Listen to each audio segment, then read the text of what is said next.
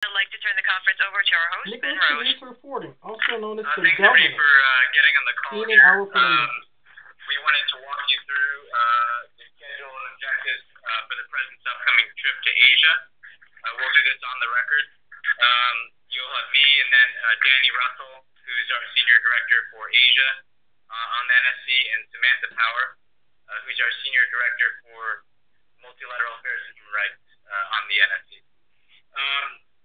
I'll just begin by making a few comments about our schedule and objectives. Danny can talk a little bit about the context for our Asia policy, and then Samantha can talk a little bit about some of the work she's been doing associated with the issues that we're addressing on the trip. First of all, as you all know, the President has made it a critical part of his foreign policy to refocus on the Asia Pacific as one of the most important regions to the future of the United States, both economically and in terms of our political and security objectives in the world.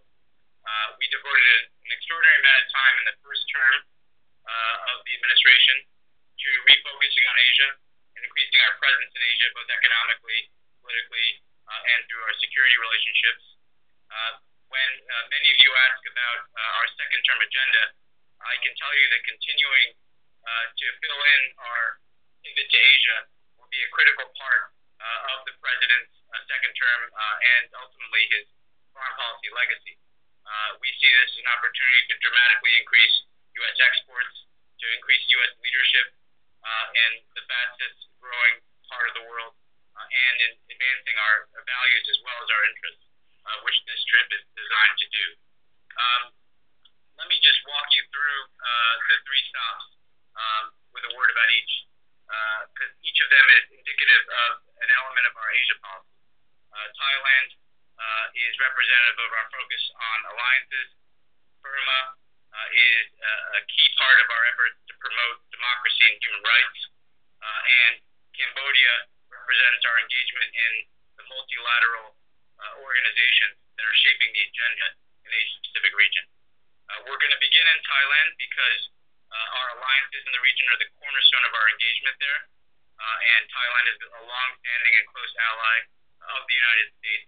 This is an opportunity to reaffirm this relationship. We'll get to Bangkok at roughly 3 o'clock in the afternoon local time on Sunday. The President will begin his visit with a tour of the Wat Pho Royal Monastery, which is one of the iconic religious and cultural sites in Thailand. From there, he will visit the King of Thailand and have a royal audience with the King. The King is obviously tremendously well thought of within Thailand and a long-standing friend of the United States. Following his visit with the King, the President will go to the government house, where he will have a bilateral meeting with Prime Minister Yingluck of Thailand. Danny can speak a little bit more about the agenda for that meeting. Following the bilat, the President will have a joint press conference with the Prime Minister. And again, this is one of our key allies in the region, and we will be discussing with them a range of issues that Danny can walk you through. After the joint press conference, the President will be hosted at a dinner and reception by the Prime Minister that night.